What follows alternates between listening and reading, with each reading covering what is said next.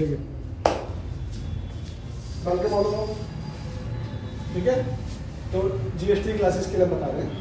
मैंने कल आपको बताया कि हम जीएसटी R1 करेंगे आज। क्या करेंगे? जीएसटी R1 करेंगे, जो कि सेल के लिए होता है।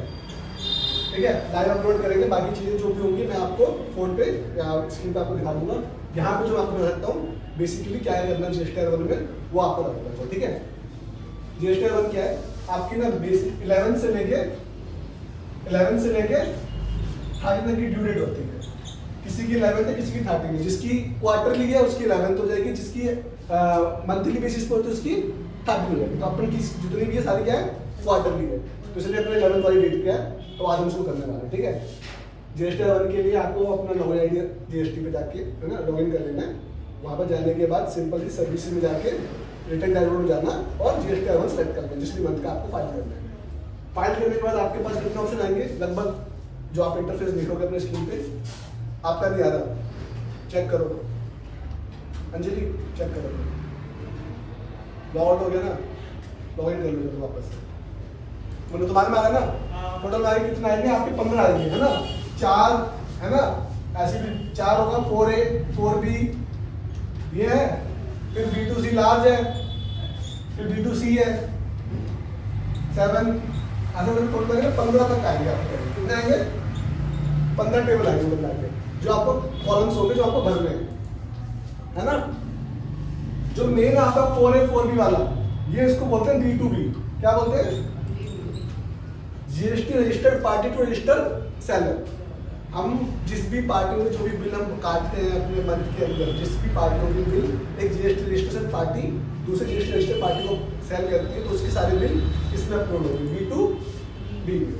उसके अलावा तो B2C लार्ज ये बहुत ही कम होता है, बेसिकली कहीं नहीं दिखेगा, कहीं एक आधा बिल होता है जिसमें 2.5 लाख से ऊपर के बिल होंगे तो B2C L में जाएंगे लार्ज वाले। और बाकी जितने भी स्टेट वाइज है जैसे मोहन जो भी आपने फ्लिपकार्ट के बिल डाल दिए बिल्स हो गए, वो सारे क्या जाएंगे B2C में। इसमें आपको एक चीज ध्यान रखनी है, स्टेट, बस स्टेट सबसे जरूरी चीज क्या है इसमें, स्टेट के हिसाब से आपका टैक्स कैलकुलेट रहता है, किस स्टेट का टैक्स किस गवर्नमेंट के पास जाना है और कुछ नहीं इसके अंदर। ठीक है, डाउनलोड हो गया ओपन, ऑनलाइन कर लो। अब ऐसा इसको अपलोड कैसे करते हैं, 2 तरीके हैं, या तो ऑनलाइन कर लो या ऑफलाइन कर लो। ऑनलाइन में क्या आपको मैनुअली बिल्स डालने पड़ेंगे। मान लीजिए कि 20-30 बिल है, ज़्यादा बार कमी बिल है तो हम एक करके बिल अपने सॉफ्टवेयर से देखकर ऐड कर देंगे, और किसी ज़्यादा बिल होते हैं, है ना। या आपको ऑफलाइन करना, तो ऑफलाइन में क्या एक टूल है, जीएसटी टूल है, वो भी मैं आपको दे दूंगा लिंक में। उसमें जाके मैं डाटा अपलोड कर दो और वहाँ से जीएसटी फाइल या एक्सेल फाइल डाल के अपलोड करके सीधा फाइल वहाँ पे डाल दो। ठीक है, तो दोनों बेसिकली 2 तरीके से कर सकते हैं, या तो आप अपलोड कर लो या ऑफलाइन डाल के उसमें बिल अपलोड कर दो। हम ये आपको बताने वाला हूँ कि मैं आपको एक करके बिल कैसे अपलोड करना है ना, B2B बिल। सिंपल आपको इसके लिए जब B2B के लिए करो तो पहला उसमें आपकी 4 पार्टी डिटेल पूछी जाएगी। पहला क्या होगा, जीएसटी डिटेल, सामान्य पार्टी का जीएसटी रिसिप्ट की डिटेल डालना, जो आपकी रिसिप्ट की डिटेल होगी जीएसटी की, जिसको आपने माल बेचा है उसकी डिटेल, टोटल वैल्यू, ठीक है, टैक्स रेट जो भी रेट होगा 5, 12 और उसका अमाउंट, उसका बिल नंबर आएगा इसके अंदर, देख लो एक बार, सेम ऐसे ही है और कुछ नहीं होगा इसमें। हाँ इसमें देख लो 4A वाले कॉलम में टच करोगे ना तो उसे ओपन करना, add report form, add report आएगा, ऐड रिपोर्ट करना, एक पेज ओपन हो जाएगा, कर लो, क्लिक कर दो, है ना। सबसे पहले सामने वाली पार्टी जिस पे आपने माल बेचा है उसका जीएसटी नंबर डाल देना, पार्टी का नाम अपने आप आ जाएगा, टोटल अमाउंट डालना है, बिल नंबर डालना है, टैक्स रेट और टोटल अमाउंट डाल के ऐड कर देना है। ठीक है, जो जाएगा 4A में सारे B2B मतलब जीएसटी टू जीएसटी वाली पार्टी आएंगी, इसके अलावा कोई पार्टी नहीं होगी। B2C के अंदर स्टेट वाइज डालना है आपको। सपोज मैं दिल्ली का हूँ, दिल्ली में ही अगर मैंने माल भेजा तो दिल्ली डालकर स्टेट को सिलेक्ट करके टैक्स रेट और टैक्स अमाउंट, बस और कुछ नहीं इसके अंदर। सिर्फ ये बातें पूछना है ना, किस बंदे को भेजा है उसका नाम नहीं जाएगा, रोहन कोई भी नाम नहीं जाएगा, सिर्फ उसका स्टेट जाएगा, टैक्स रेट जाएगा और टैक्स अमाउंट जाएगा स्टेट वाइज वाले।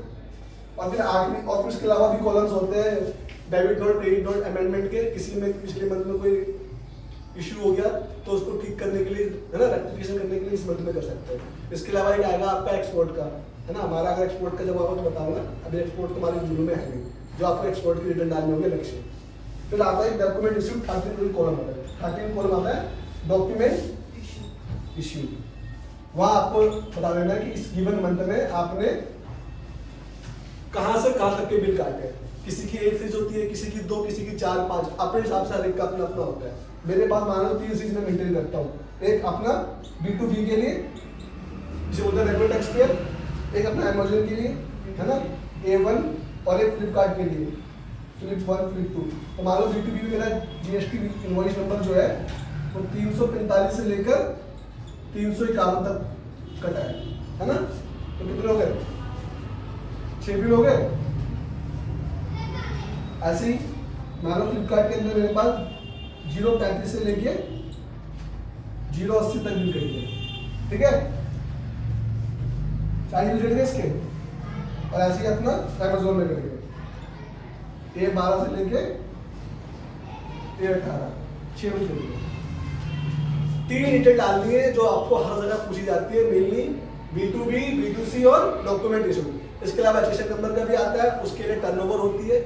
अगर 5 करोड़ तक की टर्नओवर है आपकी तो आपको एचएसएन डालना मैंडेटरी है, वरना इट इज शुड, मैंडेटरी नहीं है।